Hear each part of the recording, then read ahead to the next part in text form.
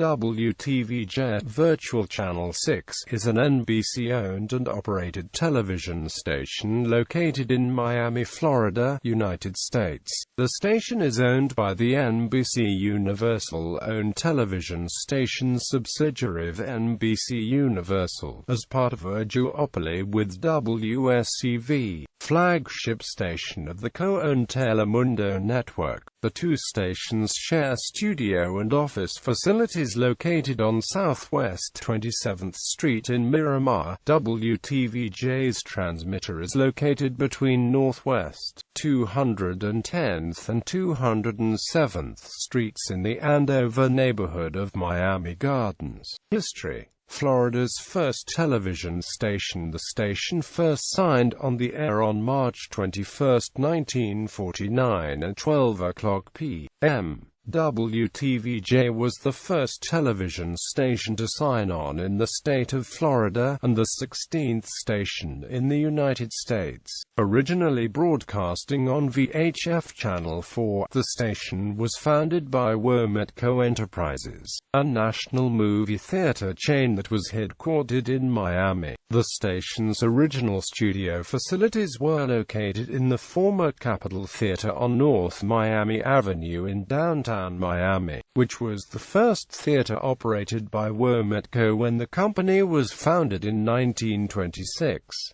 The station was a primary CBS affiliate, but also carried programming from the other three major broadcast networks of that era. During the late 1950s, the station was also briefly affiliated with the NTA Film Network. WTVJ was the only commercial television station in the Miami market until Fort Lauderdale-based WFDL-TV signed on the air on December 24, 1954, operating as an NBC affiliate. However, WFDL had no success whatsoever in competing against WTVJ, in part because television sets were not required to have UHF tuning capability until the All-Channel Receiver Act went into effect in 1964.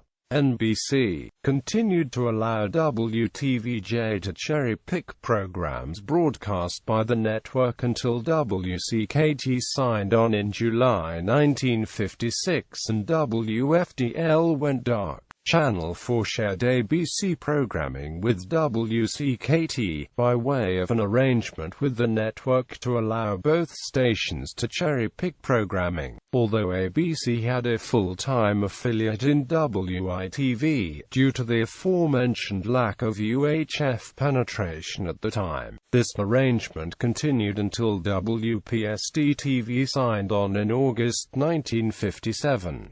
WTVJ also served as the de facto CBS affiliate for West Palm Beach, until WTVX signed on in 1966. WTVJ served as the producing station for CBS's Jackie Gleason show after Gleason moved the program from New York City to Miami Beach in 1964. Acquisition by KKR. Wtvj co-founder and president Mitchell Wolfson died in 1983, and a long-rumored secret plan to run the company after his death was never found. Remaining Wolfson heirs had no desire to keep the company in the family, and it quickly unraveled, making it a ripe takeover target. Investment firm Kohlberg Kravis Robertson Amp Co. took over Wtvj in 1984 in a $1 billion deal, the largest corporate buyout in history to the date. KKR sold most of Wtvj's entertainment assets to the latter company's chief operating officer Arthur Hertz in 1985.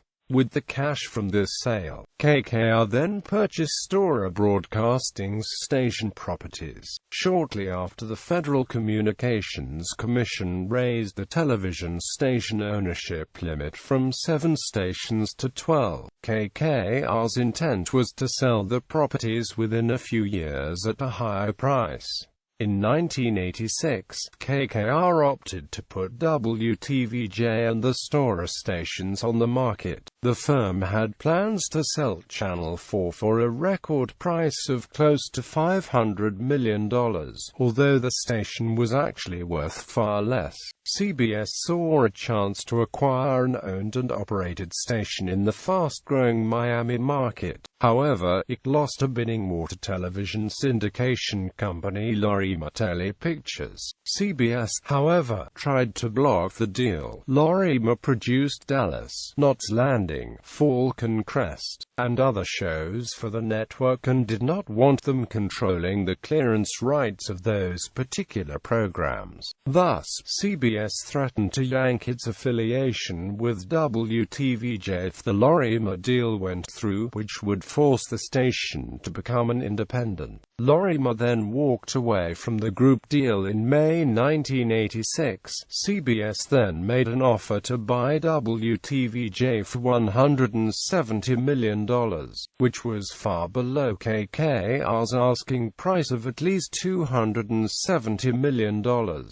Acquisition by NBC. Over the next few months, the only offers to buy WTVJ came from companies that owned large groups of independent stations, such as Tribune Broadcasting, Pappas Telecasting Companies and Chris-Craft Industries, United Television. These and other companies wanted to convert WTVJ into an independent station or a Fox affiliate, for a price far lower than KKR's asking price. The only way that KKR could make such a large profit was to sell WTVJ to another network. As the only potential buyers that had no interest in keeping CBS while paying the asking price were ABC and NBC. CBS did not believe that KKR would sell WTVJ to another network, so it returned with a very low offer. KKR turned CBS's offer down almost out of hand and then approached the other networks. ABC was not interested, since it was more than satisfied with its longtime affiliate, WPLG. However, NBC was very interested because its longtime affiliate, WSVN, heavily preempted the network's daytime lineup, including programs that the network aired in the noontime slot in favor of running a local newscast, as well as an occasional primetime show. NBC was far less tolerant of preemptions than CBS and ABC at the time, and was particularly annoyed at losing valuable advertising in such a fast-growing market. This had not been a problem at first, since most of the programs that were preempted by WSVN aired on West Palm Beach-based Wtvj, which provided at least grade B signal coverage to nearly the entire Miami-Fort Lauderdale market, and had been available on cable in the area for decades. In the few cases where WPTV and WSVN both turned down an NBC program, the network usually arranged for other stations in the area to carry its programming. However, by 1985, WPTV had been dropped from most Miami cable systems to make way for new cable channels, resulting in some NBC programs that were preempted by WSVN being unavailable to some viewers. NBC realized that purchasing its own station with less restrictive ownership laws would guarantee that all of its shows would make it to air. Hence, it made an offer almost as high as Telepictures did a few months before, and in 1987, KKR agreed to sell WTVJ to NBC for $270 million. NBC assumed control of WTVJ in mid-September 1987.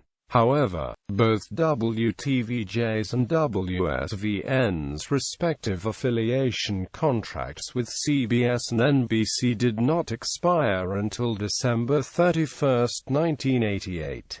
As a result, NBC faced the prospect of having to run WTVJ as a CBS affiliate for over a year. This did not sit well with either NBC or CBS, and both approached WSVN's parent Sunbeam Television about ending the station's NBC affiliation contract early. However, Sunbeam balked. Its owner, Edmund Anson, did not want to lose NBC's strong lineup of sports programming that year, including the Major League Baseball World Series and the Summer Olympics.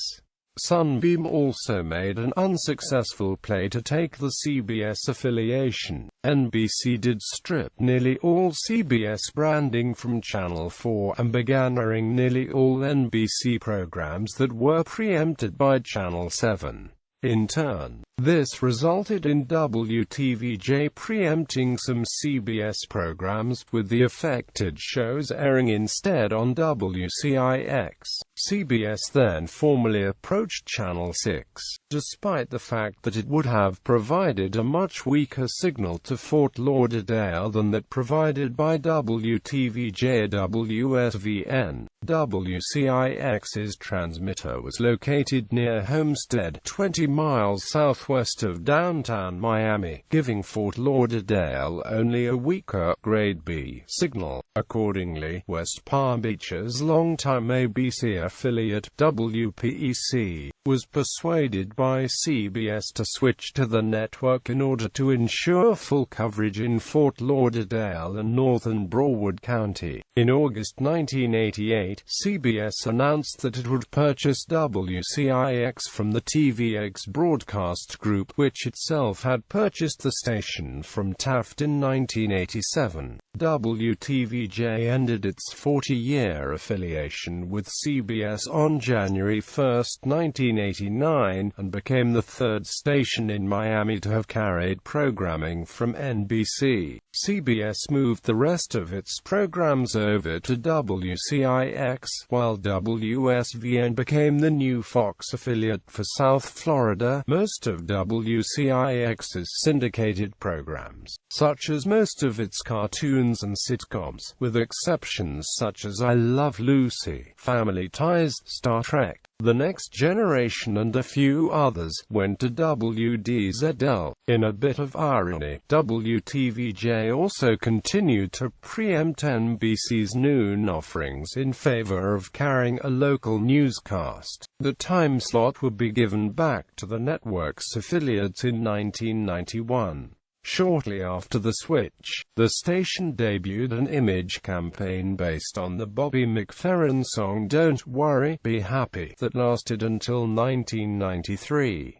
Additionally, beginning in 1989, WTVJ became the primary home station for the NFL's Miami Dolphins, which continued until 1997, when WFOR-TV gained the rights to most games thanks to CBS's acquisition of the AFC broadcast package. Moved to Channel 6 in 1994, Westinghouse Broadcasting signed a long-term deal with CBS, in which 3 Westinghouse-owned stations would become CBS affiliates, joining 2 other stations owned by the company that were already affiliated with that network. Westinghouse would later acquire CBS that August, turning all of the Group W radio and television stations into CBS-owned and operated television and radio stations. One of the stations involved in the affiliation agreement was Philadelphia's longtime NBC affiliate KYW-TV.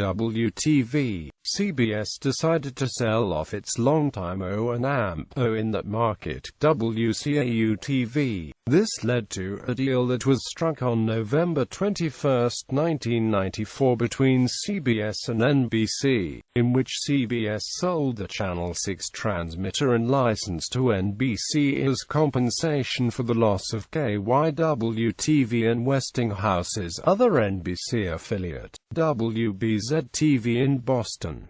In return, CBS received the stronger Channel 4 facility and cash as compensation for the loss of WCAU. In April 1995, WTVJ dropped all references to its Channel 4 allocation outside of news programming in preparation for the channel swap. Newscasts continued to be branded as Channel 4 News until the move to Channel 6. However, it rebranded as WTVJ WTVJ-NBC for all other purposes, using a logo that featured only the NBC Peacock logo with the WTVJ call letters placed below it. At 1 a.m. on Sunday, September 10, 1995, WTVJ and WCIX swapped channel positions. WTVJ's entire intellectual unit moved from Channel 4 to Channel 6, while the intellectual unit of WCIX,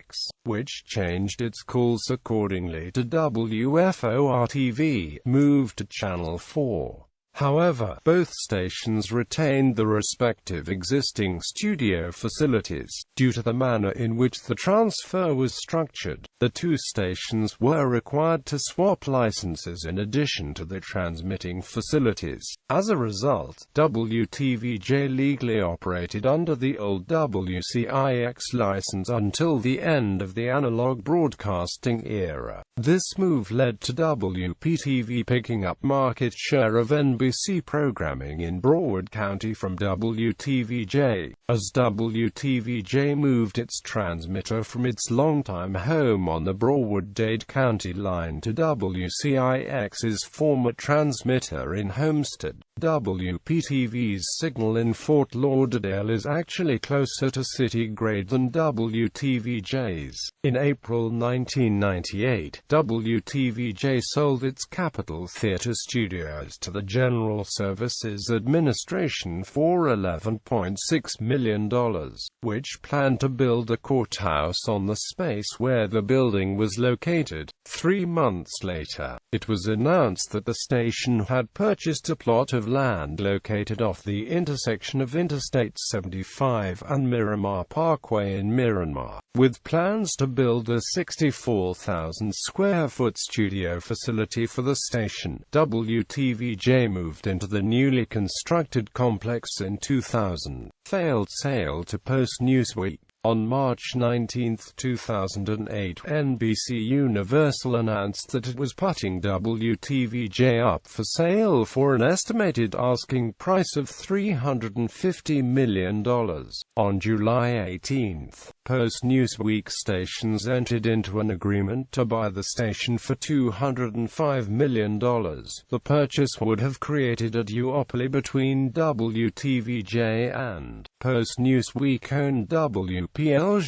However, FCC ownership rules prohibit the ownership of 2 of the 4 highest-rated television stations in a single market in terms of overall audience share. Under ordinary circumstances, this would preclude a duopoly between 2 Big 3 stations. However, according to Nielsen, WPLG ranked in first place and WTVJ ranked 6th overall in total day viewership during the May 2008 sweeps period, allowing the possibility of a purchase. Incidentally, this would have resulted in a rare instance in which the senior partner in one duopoly became the junior partner in another. As NBC had owned both WTVJ and WSCV, had the sale gone through, WTVJ would have consolidated its operations with WPLG at that station's Hallandale Beach Boulevard studios in Pembroke Park. Post Newsweek would have also acquired all of WTVJ and WSCV's new high-definition production equipment that was installed in the station's Miramar studios. Despite a formal petition that was filed with the FCC against the proposed sale, the sale was approved by the Federal Trade Commission on October 6,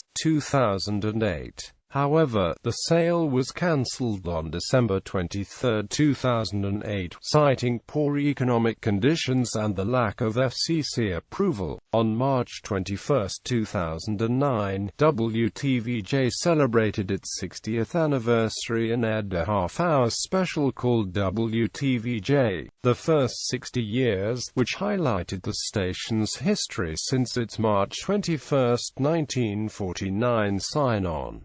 Digital television. Digital channels. The station carried NBC Weather Plus on its second digital sub-channel from 2004 to 2008, when the network began winding down operations and became an automated local weather channel known as NBC Plus. On February 25, 2009, WTVJ became the last NBC-owned AMPO to carry Universal Sports, airing it on digital sub-channel 6.3. It was removed on January 1, 2012, when Universal Sports transitioned into a cable and satellite-only network. In early 2011, WTVJ's 4.2 digital sub-channel switched its programming from NBC Plus to a 24-hour news and lifestyle network carried only on NBC's O and AMPO's Call. NBC Nonstop. The sub-channel also carried a weeknight 9 p.m. newscast, which was eventually cancelled.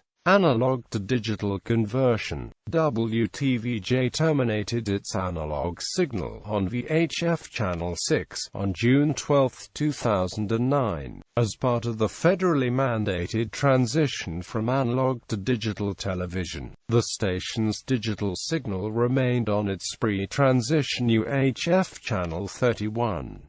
Through the use of PSIP, digital television receivers display WTVJ's virtual channel as 6.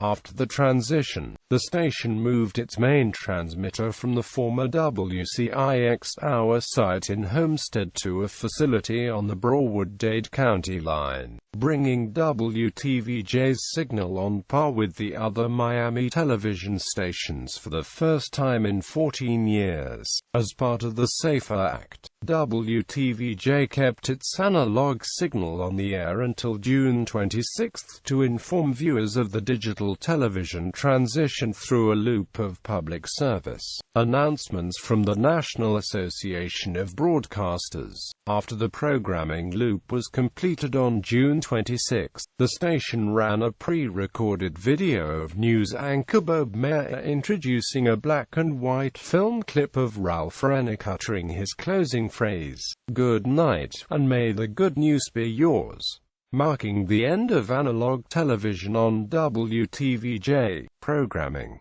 Syndicated programming on WTVJ currently includes Access Hollywood, Steve Harvey, Extra, and The Ellen DeGeneres Show, among others. The earlier three are distributed by NBCUniversal Television Distribution. WTVJ is also responsible for the production of the national lifestyle program A Village Live, originally distributed exclusively to NBC-owned and operated stations from its debut in 2006, until the production was moved to Chicago through the sister station WMAQ-TV in 2007 until its cancellation on March 28, 2008. Since June 2016, WTVJ, along with 5 other NBC-owned stations, currently distributes programming either nationally and/or regionally. Repeaters. The WTVJ signal was previously relayed on 3 other translators, W44AC in Key West, W58BU in Hallandale and W52BB in Big Pine Key. Prior to the digital television transition, W58BU was necessary as WTVJ's former analog transmitter in Redland, located 20 miles southwest of downtown Miami, was located farther south than other Miami area television stations. As a result, Fort Lauderdale and the rest of Broward County received a Grade B signal from the station's analog transmitter. After WTVJ discontinued its analog signal on June 26, 2009, W58BU remained on the air for nearly 2 years afterward. However, with WTVJ's digital transmitter now located in the same area as other major television stations in the market. The need for Wtvj was diminished. The translator was shut down on April 5, 2011. NBC surrendered its license, with the Federal Communications Commission formally deleting it on June 2.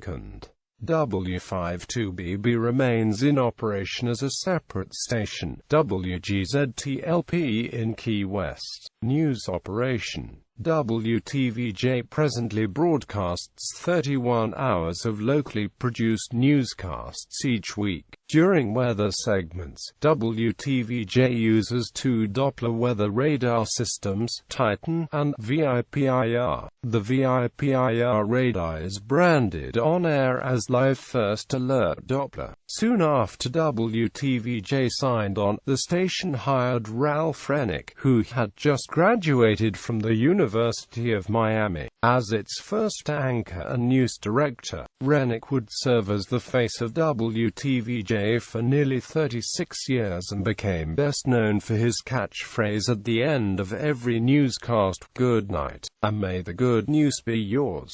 At the same time, the station also hired Bernie Rosen and Bob Weaver, one of the nation's first ever television news meteorologists. Weaver reported weather for the station for more than 5 decades. Rosen, who went on to run the station's award-winning sports department for more than 3 decades, is the only remaining original employee still working at the station, and is currently in his 64th consecutive year at WTVJ. On February 6, 2008, Rosen was presented with the prestigious Golden Circle Award from the National Academy of Television Arts and Sciences, honoring Rosen for his more than 50 years of service to the South Florida television community. While many of South Florida's veteran television personalities have received the Silver Circle Award for marking 25 years in the business, the Golden Circle Award has been given only once before in South Florida, in 2004 when it went to Bob Weaver, also a lifelong WTVJ employee. During the early 1990s,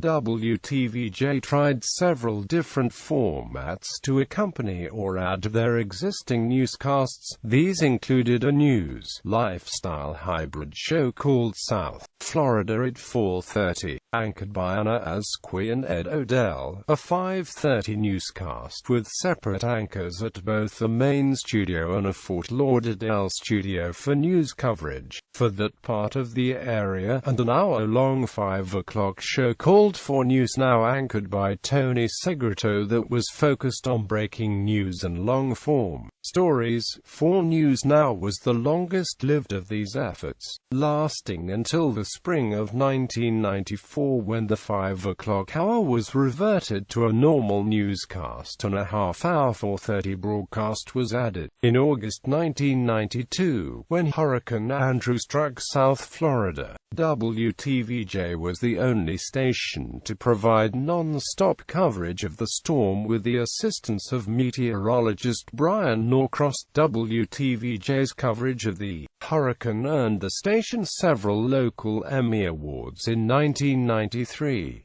Most of WTVJ's archival footage from 1949 to 2004 is stored at the Lynn and Lewis Wolfson II Florida Moving Image Archives in downtown Miami. In 1997, WTVJ and the South Florida Sun-Sentinel began co-producing a nightly 10 p.m. newscast on then WB affiliate WDZL. The program was broadcast from a secondary set at WTVJ's studio facility. The program ended its run after 11 years on August 31, 2008. Is the now WSFL Zona Tribune Broadcasting opted not to renew its news share agreement with the station as a result of WTVJ's then pending sale to Post-Newsweek stations, whose parent the Washington Post Company was a newspaper publishing competitor to Tribune.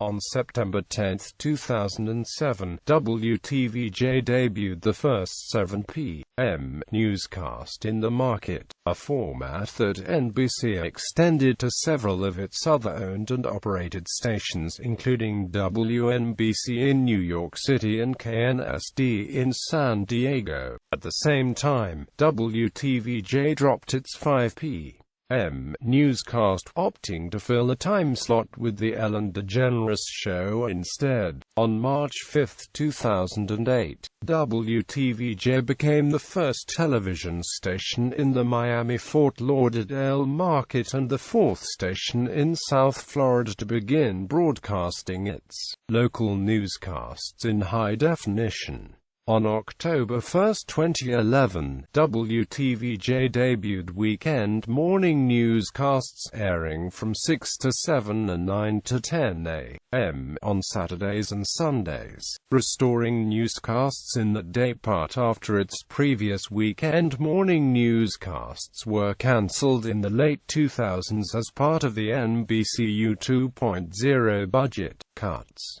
On May 14, 2012, WTVJ debuted a half-hour midday newscast at 11 o'clock a.m. It also launched a new entertainment and lifestyle program called NBC6 in the mix that follows the newscast, which is similar in format to sister station WSCV's Access O Total, which airs in the same time slot. Both programs replaced an hour-long local talk lifestyle program called Live Miami at 11 a.m. On July 18, 2012, WTVJ debuted a brand new set designed by ClickSpring Design, and the new Look F graphics package designed by NBC Artworks that is used by the other NBC-owned stations. Additionally, WTVJ dropped most references to Miami in its branding, rebranding itself NBC6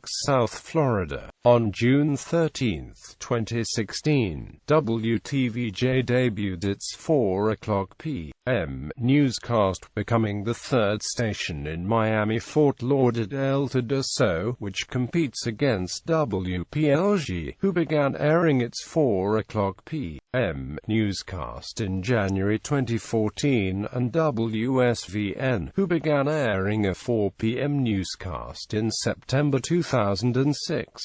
In addition, WTVJ began using Look N graphics designed by NBC Artworks that is used by the other NBC-owned stations. The station also dropped the South Florida name, and rebranding it as NBC6 once again. Notable current on-air staff: Jackie Nesperl, anchor; John Morales, chief meteorologist;